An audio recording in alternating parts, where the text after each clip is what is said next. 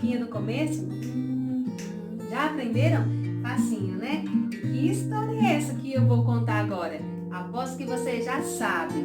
A gente vai falar hoje sobre a Páscoa. E quando se fala em Páscoa, o que vem aí na cabecinha de vocês? Aposto que muitos falaram que é o chocolate, né? Olha só. Mas é muito bonito, muito gostoso. Ovo de Páscoa, ovo de chocolate é muito delicioso. Mas o ovo de chocolate não significa Páscoa, muito menos o coelhinho também não significa Páscoa. E hoje eu vim contar para vocês a história da verdadeira Páscoa. Vocês sabem como que é a história da Páscoa? Onde surgiu a Páscoa? Como tudo começou? Não? Então você vai saber agora. A Páscoa começou lá no Egito. Tudo começou lá no Egito, aonde o povo de Deus vivia como escravos nas mãos de Faraó. O povo lá era escravos, trabalhavam, sofriam muito nas mãos dos egípcios, porque eles eram escravos. Foi quando o povo começou a pedir e clamar a Deus por um libertador. E Deus, depois de ver todo aquele sofrimento daquele povo, enviou Moisés para ajudar aquele povo. E Deus falou para Moisés tudo o que iria acontecer e falou para ele, e junto com seu irmão Arão, falar com Faraó. Olha só o Faraó, que cara de mal, né? E Moisés falou: Faraó, eu vim aqui enviado por Deus para resgatar, libertar o povo da escravidão. Faraó ficou muito nervoso. Faraó falou que não ia libertar aquele povo de jeito nenhum. Então Moisés falou para ele que se ele não libertasse o povo, Deus enviaria algumas pragas contra o Egito. Mas Faraó não deu bola, não ligou para aquilo e não libertava o povo. Então Deus mandou a primeira praga, Faraó bravo, irredutível, não libertou o povo. Enviou a segunda, a terceira, a quarta, a quinta, e Faraó falava que ia libertar, mas voltava atrás e não libertava. A sexta, a sétima, a oitava, a nona praga, o Egito já vinha sofrendo muito, mas o Faraó, com seu egoísmo, não libertava o povo de jeito nenhum, até que chegou a 10ª praga. E Deus falou para Moisés alertar Faraó. Qual seria a 10ª praga? Que seria a morte dos primogênitos. Todos os primogênitos iriam morrer se Faraó não libertasse o povo de Deus. Mas Faraó ainda assim achou que já passei por 9 pragas, porque eu não passaria por mais uma. E ele não libertou o povo de Israel. Mas Moisés foi até o povo. Deus mandou Moisés ir até o povo, explicar para eles o que iria acontecer naquela noite. E falou assim que era para aquele povo pegar um cordeiro para oferecer a Deus. E naquela noite era para pegar o sangue do cordeiro, matar o cordeiro para que eles pudessem comer, e pegar o sangue do cordeiro e passar nos umbrais das portas. Era para eles pegar o sangue do cordeiro e passar nos umbrais das portas, porque naquela noite o anjo da morte iria passar, e a casa que estivesse com o sangue do cordeiro, o anjo passaria e não entraria. Então era para passar o sangue nas portas, entrar para dentro das suas casas, fechar as suas portas e ficar lá dentro, porque o anjo da morte passaria e quem tivesse como o sinal não seria atingido. E foi assim que aconteceu a primeira Páscoa. Quando eles fizeram o cordeiro, se a família era pequena, eles dividiam com os amiguinhos do lado, com os vizinhos, e eles cearam ali naquela noite, comeram o cordeiro, comeram pães, comeram ervas, e eles cearam ali naquela noite, e naquela noite foi festejada a Páscoa. E quando o anjo da morte passou, aonde ele viu o sangue, ele não matou ninguém, não atingiu, porque o povo estava coberto pelo sangue do Cordeiro de Deus.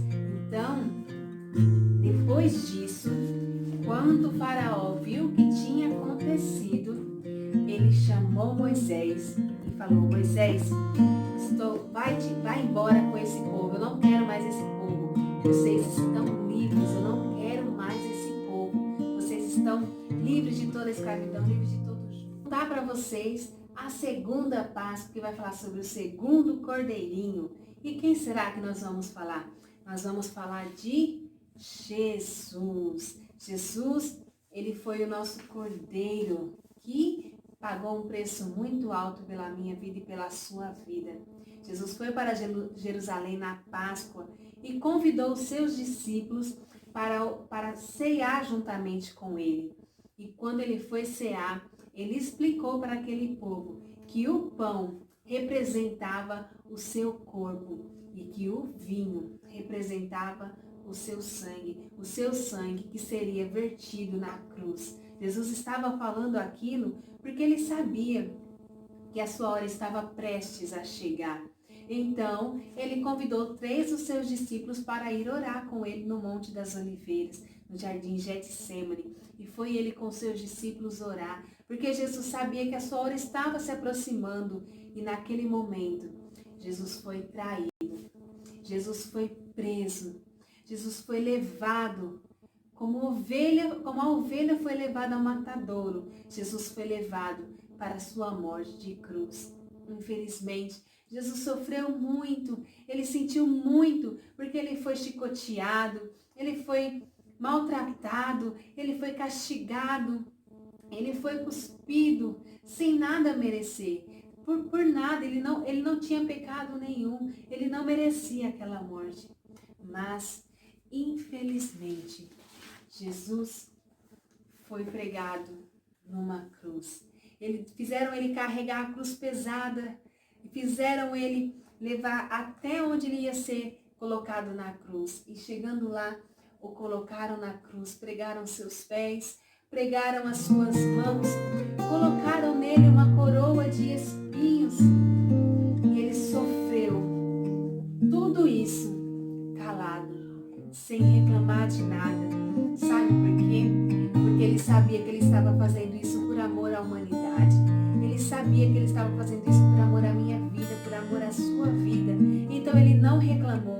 Ele sabia que ele ia passar por isso. Ele poderia ter desistido, mas o amor dele pela nossa vida foi tão grande, que ele passou por tudo isso sem reclamar, porque ele me ama e porque ele te ama. E ele sofreu tanto ali naquela cruz, e ele morreu, e ele foi sepultado. Que triste, né? Jesus foi ali, colocaram ele no túmulo, e Jesus morreu. E pensar que ele morreu, que ele sofreu tanto por mim e por você, ele não merecia aquilo, mas ele morreu pelo meu pecado, pelo seu pecado, pelas nossas transgressões.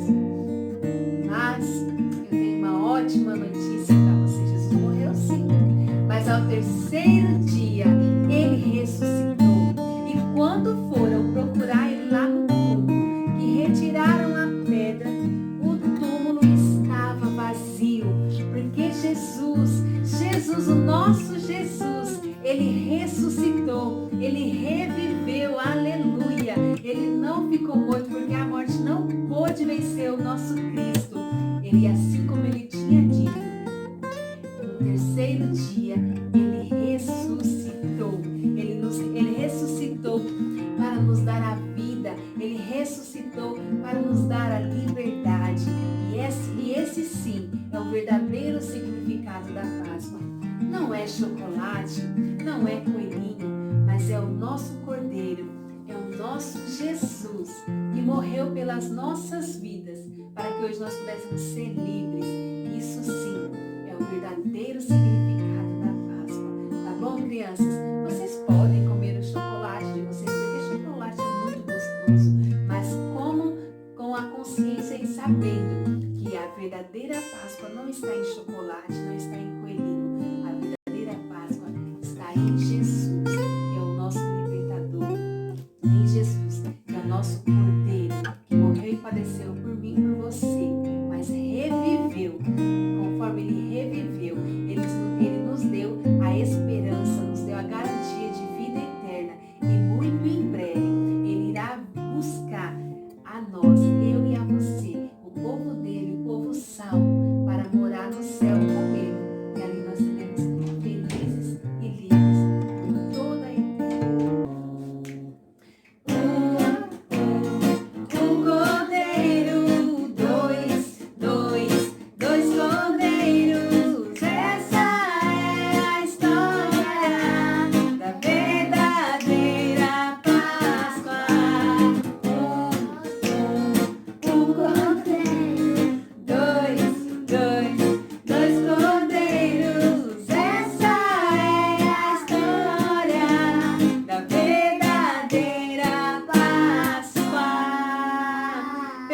Páscoa para todo mundo. Tchau!